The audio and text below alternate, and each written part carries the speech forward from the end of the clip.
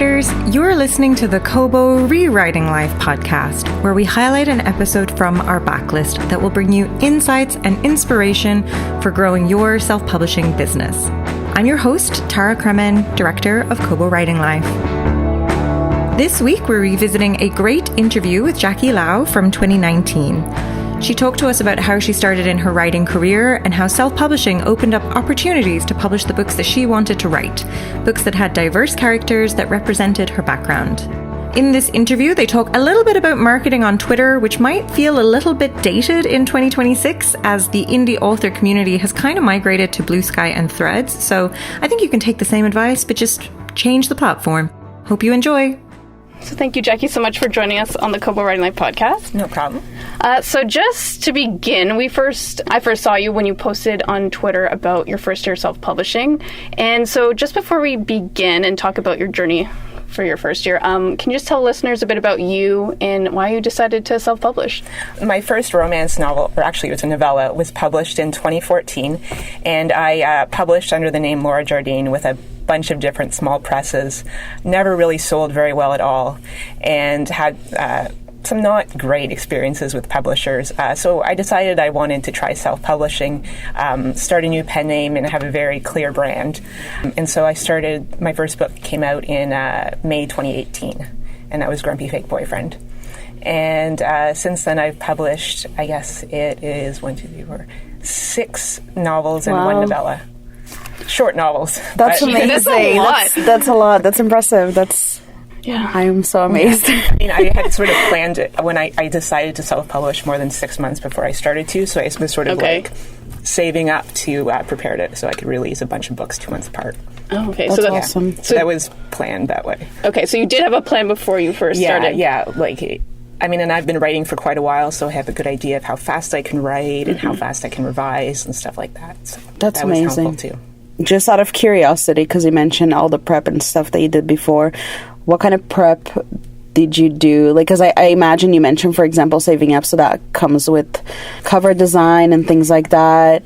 Is that the kind of prep that you had in mind? So it was more just, I planned to put out 4 novels in the first year, and I had, before 2018 started, I already had all the first drafts written and most of them revised, just so I could focus more time on the business stuff, because I didn't know how long it would take me to learn everything. So that's what I mean. And then I started getting the covers done maybe the beginning of 2018. So what business sections did you want to focus on when you first started publishing? Is there any ideas that you wanted to do, like marketing-wise, or...? Not really. So I sort of wanted to start self-publishing. And some people in self-publishing are kind of intimidating. They seem to do so many different things and still put out a book a month. So I sort of wanted to start smaller and ramp up, just so I didn't have to learn everything right away. So I only had ebooks up until about a month ago, actually. So that was the idea, just to focus on ebooks. And I always planned to publish wide, not just exclusive through Amazon, though some romance writers do that. And that was for a bunch of reasons, but partly because my books are set in Canada. And I think, actually, among my sales, I sell better on Kobo than Amazon in Canada.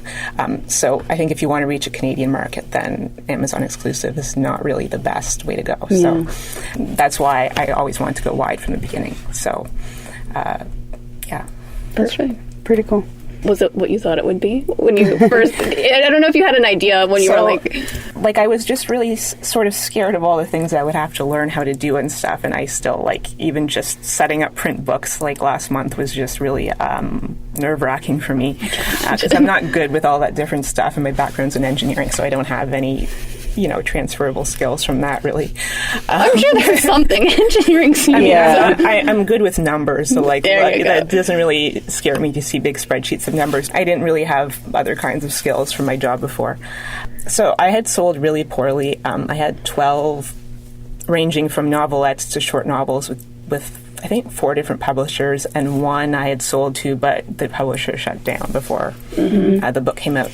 And I had sold really poorly, and I was surprised that I guess the title for my first self-published book was Marketing Genius on my part, and I was surprised when I got so many sales and pre-orders for that book. That's awesome. It was a Grumpy Fake Boyfriend. I guess it hits every romance reader. They know exactly what they're getting into. That's true. Yeah. boyfriend's probably fake when you read the thing, so that's another like favorite trope. So it hit all the... Yeah, and often I think fake relationship books, they say either pretend or fake in the title. That's pretty common. But like, I think grumpy is not a word that's really used in romance. Eye-catching, that, yeah. Yeah, that's so that part stood out more. Because some people do like grumpy heroes. So, yeah, that somehow it sort of took off. Not like amazing, oh my god, but still like way better than I had done previously. That's awesome. Yeah, so. Was there anything that surprised you, or like a mistake you made that you have now known not to do again? I don't think really. I sort of wish that I had two-book series, and I sort of wish I had the chance, sort of thought of making one of those a longer series, but they're sort of stuck because they were based on families, and one of them, there were two sisters, so there was nowhere else to go, and the other one was a family where there were cousins, but the other cousins were already married. So so I sort of wish I had thought about doing a longer series to start with. Then you can more push the first book for promo and then have sell-through, whereas when you only have a 2-book series, there's only one more book for them to buy. True. So the first series is probably actually going to have a spin-off series next year. So I had sort of... So in retrospect, yeah, I sort of think maybe I should have tried to have a longer series to start with, but I don't think that was... I don't think you would have... Like, it's hard to know, right? It's hard to know, and I wanted 2 different series because, like, what if one of them didn't do well at all? So that was sort of why I had done that. And I also sort of wish I had flipped the order of the books in the second series, although I would have had to change the way it was set up a bit. Just because the first book in the second series, which is Not Another Family Wedding, has some things that some romance readers really want and wish they saw more of in romance, but that maybe don't have universal appeal. And so it's hard for me to push that series when... So the first book, she's... they're both 36, and she's determined that she'll never have children, and that doesn't change. And she's also, well, as grumpy heroes are kind of popular, grumpy heroines not so much. That's true, yeah. The book also deals with like abortion and postpartum depression, and she's a climate change scientist and stuff like that. And like, some people do really like the book and have emailed me about it, but I just think the second book in the series had more sort of wider appeal, and if I'd flipped the orders, it might have been a little bit better for me. But I like trying new things. Yeah, I was just gonna ask what it's like for you, if you've noticed anything come out of breaking those norms and those tropes and trying different things like that. Is that something that you get a lot of feedback on from the readers? So like, so some people do really appreciate heroines who don't want kids and don't change their mind, because sometimes they say that and then they change their mind in the epilogue all of a sudden. And I've had... when there was a discussion on Twitter about books with abortion, and someone mentioned my book, and I put it on sale, and I sold quite a bit for that. So in general, it's been positive, but like I said, I haven't really tried to promote that in a wide... And it's not like my books are the only ones that do these things, of course. There are others, and it's easier to do it as an indie author. You're not having to worry about what the publisher is going to say. That's true. One of the biggest perks. That's true. Yeah. And your books are very diverse. Is that something that you found is easier to do self-publishing, because you can do exactly what you want? When I decided to self-publish, like, I decided I would focus on like books with Chinese-Canadian heroes and heroines.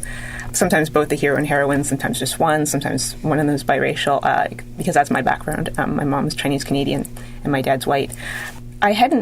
I think when I first started writing romance, I wrote mostly white characters because that's what I was seeing in the books that I read. And that was also many years ago now, so there was diversity, but not as much as there is now. And so I just was sort of afraid to do anything too different at the beginning. And I did occasionally write Asian characters. I had some sort of not great feedback when I told my editor at my last publisher that I was sort of thinking of self-publishing with Chinese-Canadian heroes and heroines, and she said something like, as long as they just happen to be, Chinese-Canadian, but they're still relatable, and sort of it was sort of an awkward exchange. Yeah. Sort of implying that people like me aren't really relatable in a normal way. What an awkward situation to be. I'm just imagining this conversation in the room, the two of you sitting across from each other. I mean, it was on the phone, but... Oh, okay. So, Still. yeah. I won't give any more details about exactly what happened. But so there is definitely some of that. And I wasn't with big publishers who were trying to sell my book to, the biggest possible audience. But so I did experience some of that, but mostly I just just wasn't something I focused on. But I decided as I went along that it was more important to me and something I wanted to write about. So yeah, that was definitely part of my brand and part of my focus when I started self-publishing. I definitely noticed, like it wasn't in my brain that I would be reading romance and like both characters would be white, but like now that I am more conscious of it, I'm just like picking up other stuff because there's so much out there, and I don't know, I make an effort now. I don't know if you do the same. So the thing is, even like I thought I was reading pretty diversely, and the Rip Bodice had their report of diversity in publishing, where I think publishers have like maybe 7% diverse authors. And I was like, oh, I know I do better than that in my reading. So I looked, and I still only had 25 to 30%. Okay. Which is much higher than what's published by publishers, but still it was not as much as I thought I was reading. Yeah. So after that, I started paying more attention to it, and then I'd probably read about 50-50 right now. Yeah, just being aware of it definitely has helped, and I think there's a lot more diversity in romance than there used to be. Definitely. So depending on where you hang out in the romance community online, it's pretty easy to find recommendations and such. So very true. I noticed that a lot going through covers for books that come in when we receive them. This is your job. It's what I do. I'll go through submissions and things like that, and not every cover, but most of the covers, like a white guy, a white guy, a white guy, a white guy, a white guy. I'm like, okay, they all look exactly the same, and it makes you wonder. So, like, I can't see this just from the podcast, obviously, but love it. So, Grumpy Fake Boyfriend is actually the only one of my books with a white guy on the cover. And I guess one of them, it's a couple, and the guy is too, but you can't see him very well. But a lot of my books, like, I focused on I wanted the Asian characters on the cover. So I spent a lot of time on stock photo sites. Oh, yeah. Is this a stock photo man? Yeah. Oh, damn. He's nice. So, and there are definitely some, and I'm pretty happy with the ones I found, but, like, I feel like I know exactly what's out there, and eventually I'm going to run out. Oh, no. Like, there are definitely, I think I had been given the impression that it was, the situation was worse than it actually is. That's not saying a lot, but there are definitely some great photos, but there isn't a huge number. And couples are pretty tricky. And I mean, a lot of romance books these days just have the hero on the cover, so many of my books are just the hero. 3 of them are couples, and 2 of those couples, they're both Asian, and that's easier than the interracial couples for me to find, I think, because those are stock photos from Asia. But, like, if you want a Asian guy and a white woman, like The Ultimate Pie Date Party, there's almost nothing. There are a couple, but very few. It's really interesting. Yeah, so take more photographers. Yeah, I know this is just in sort of on Shutterstock and normals. A lot of them, they all have the same pictures anyway, right? I haven't really looked at specialized stock photo sites. That there are some that focus more on diversity and stuff, but I haven't gone to that point yet. But do you create your own covers, or no? Okay, you just pick the image. Sometimes self-publishers, some people do the covers themselves. I don't have the skills to do it. I think the stress. I do love this cover. Yes. I love the CN Tower in the background. Yeah, there's a Toronto. Flip it over. Love it. The city. Love it. So I didn't have the skills to do that.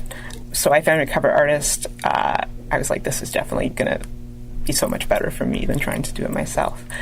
And sometimes indie authors pick the pictures themselves. Sometimes the cover artists do it, but I definitely wanted to pick the pictures myself.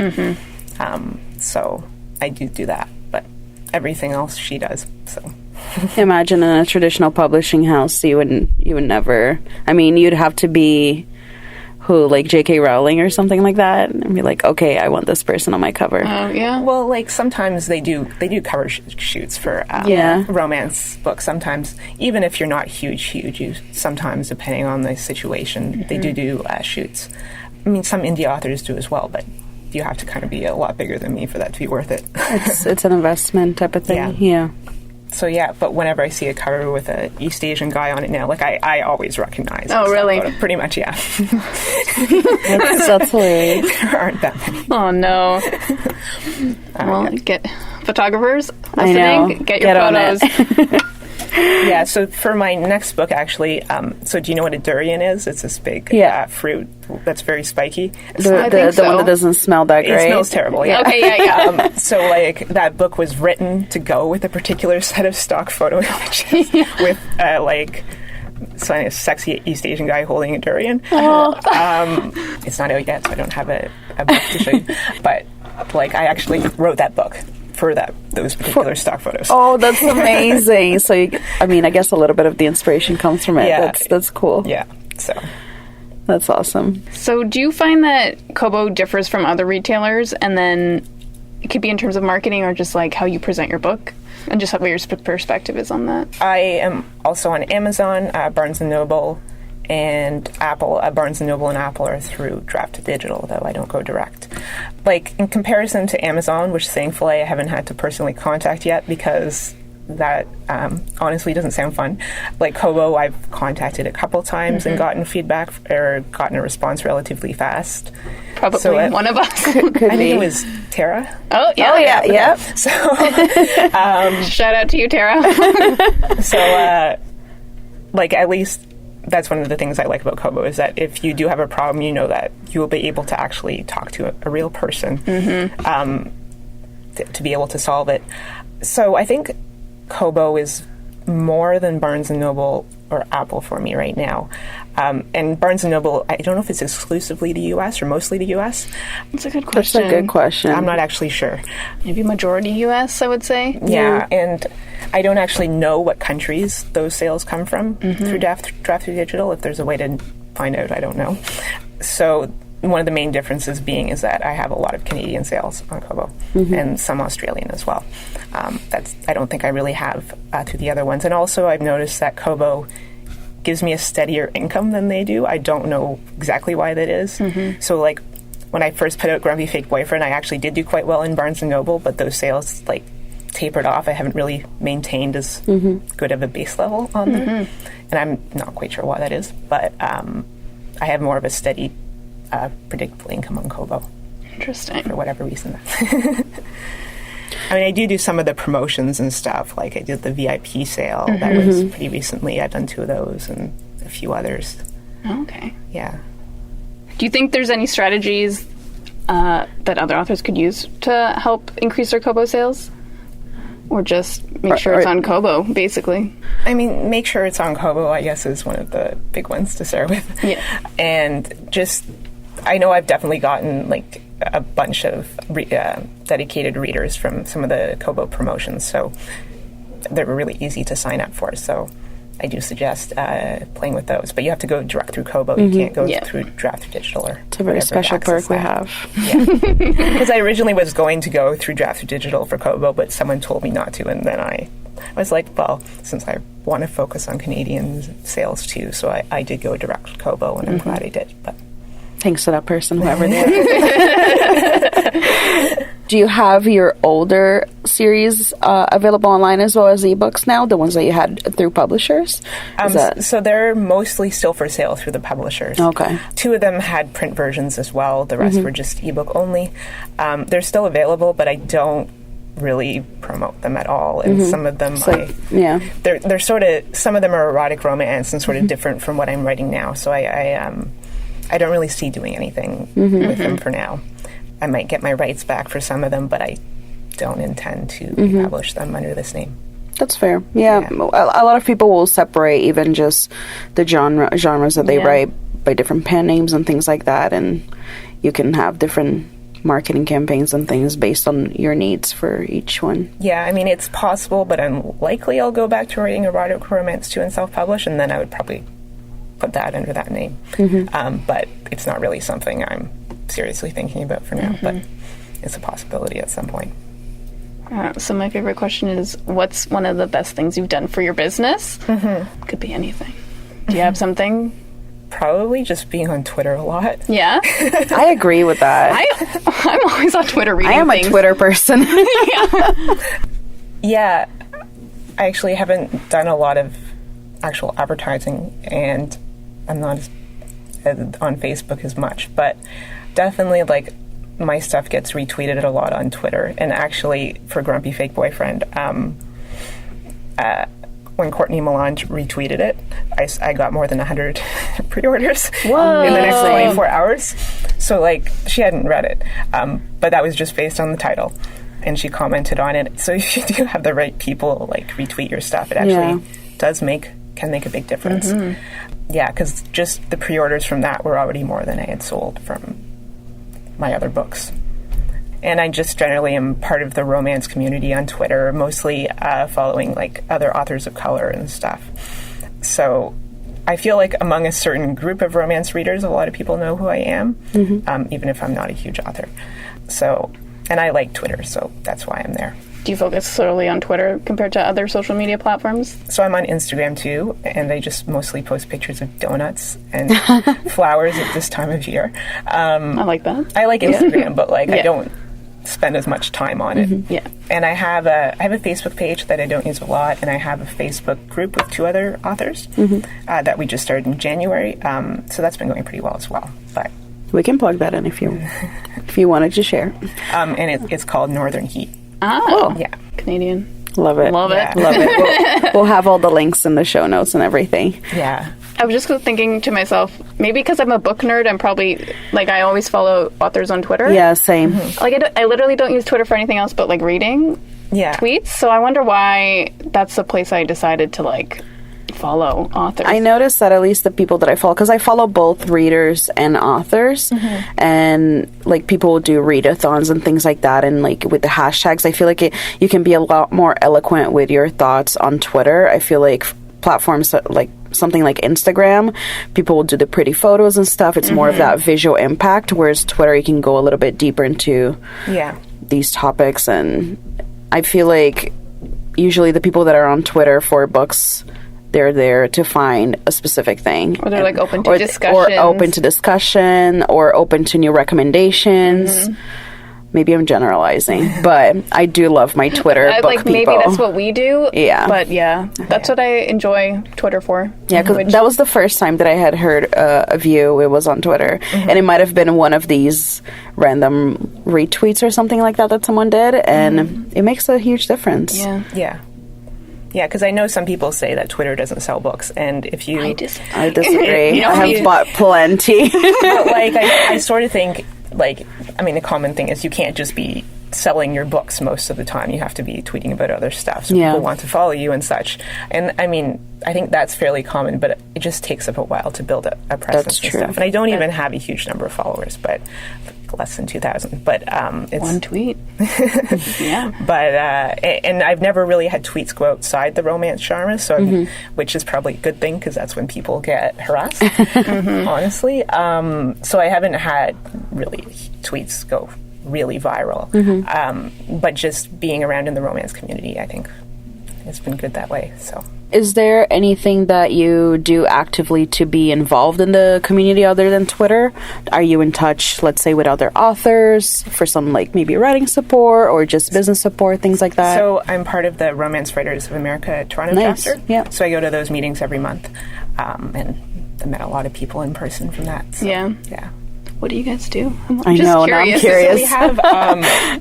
we meet once a month, and we have a speaker. Usually it's just 1 to 4 in the afternoon at a library, and they talk about different topics.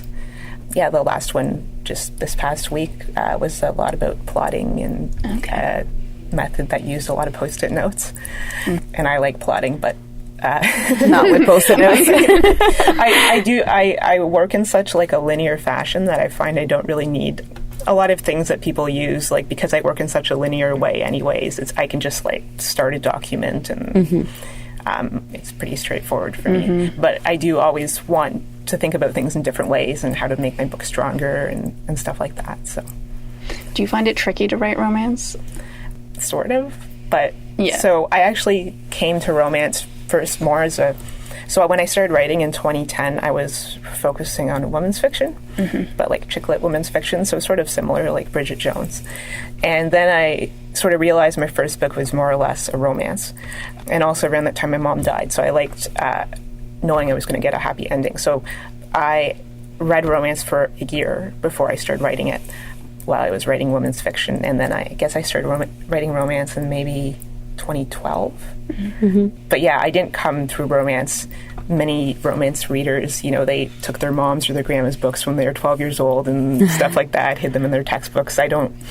My mom didn't read romance, so I don't have like the long history with the genre that some people do. But I mean, it's been like 8 years now, so it's quite a while now. So the challenge, I guess, sometimes with writing contemporary romance is how can you believably keep people apart for so long? Yeah.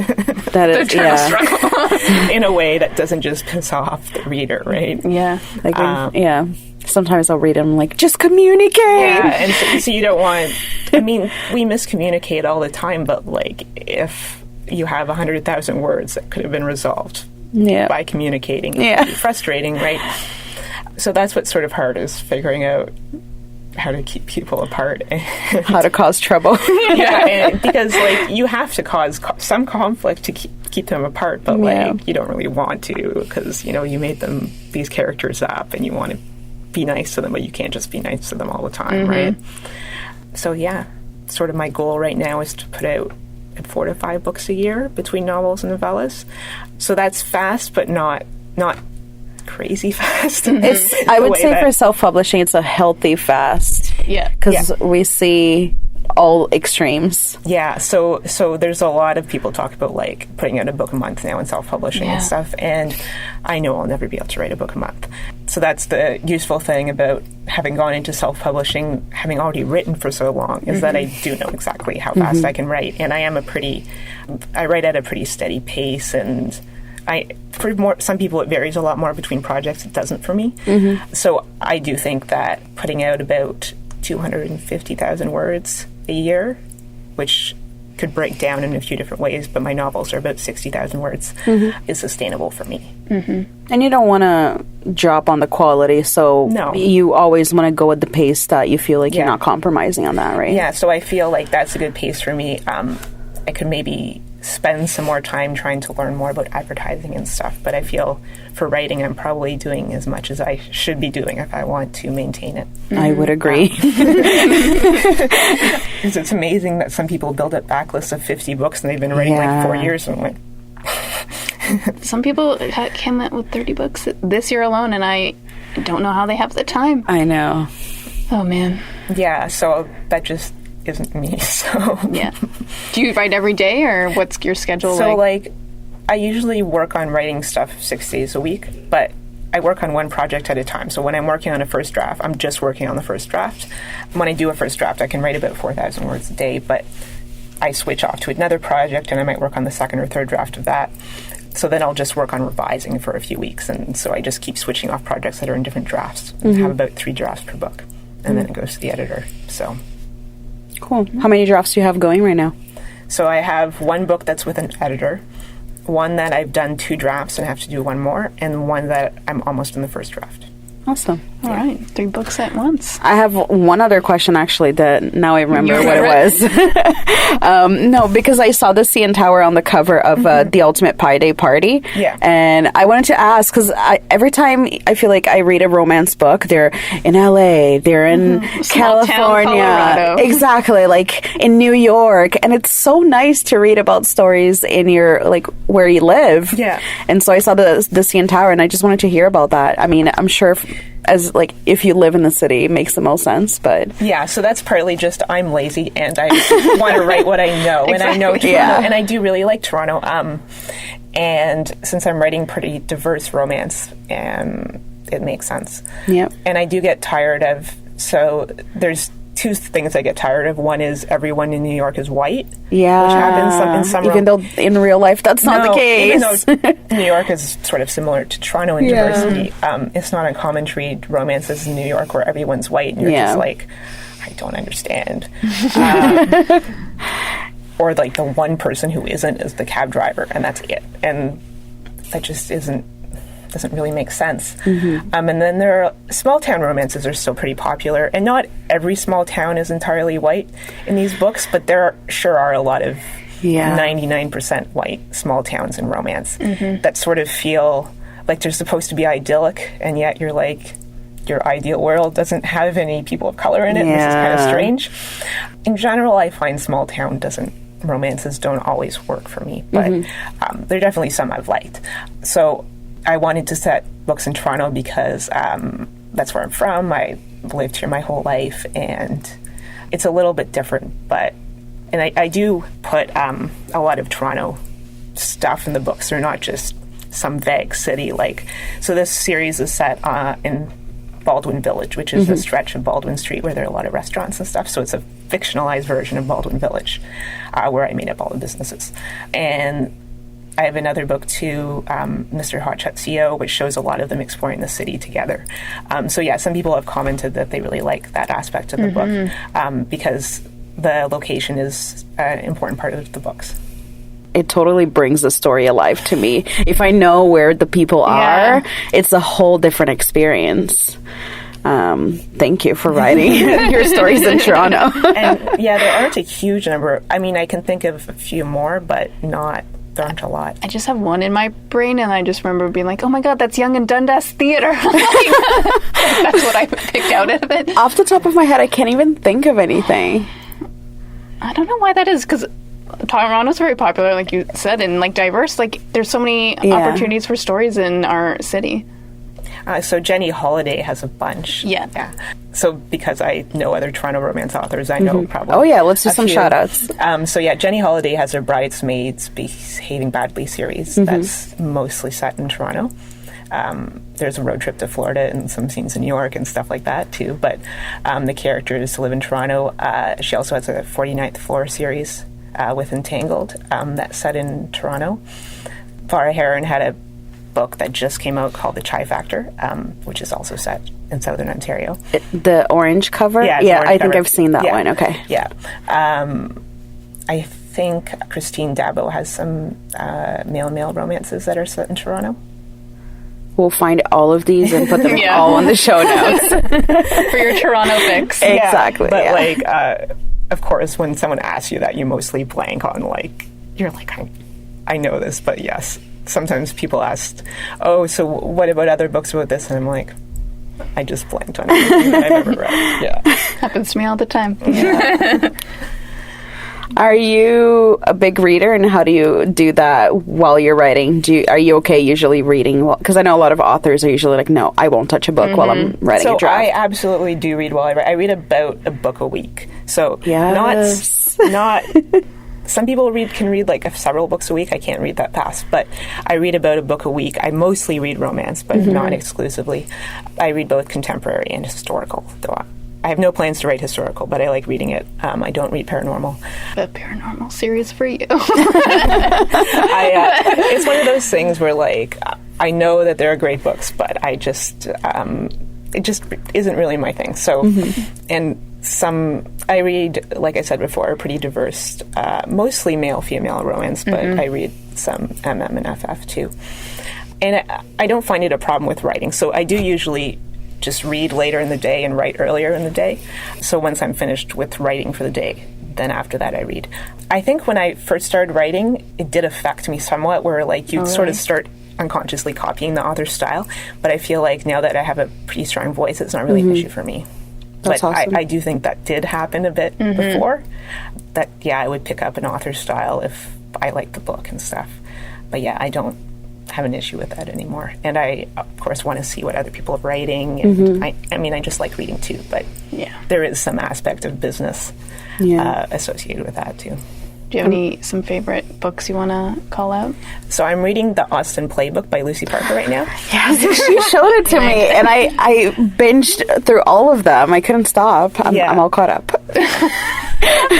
So that's what I'm reading right now, and I really like it. And I recently read The Bride Test by Helen Huang, and that was really good too. Also love that one. Yeah. I haven't started yet, but it's on my list. And then, what have you been loving lately? It could be anything, even helpful guides for authors, but like who want to learn more or anything like that, is there any resources you look at? I liked, I forget the author's name, but Stranger to Superfan was useful for me to think of as an indie author. I forget the author's name, David Gaughran. Gaughran. Oh, yeah. We just had him on the podcast. Yeah, so I found that useful. I've been playing with Facebook ads, but not to great success. One thing I really liked lately was Always Be My Maybe, the Netflix movie. I watched that last night.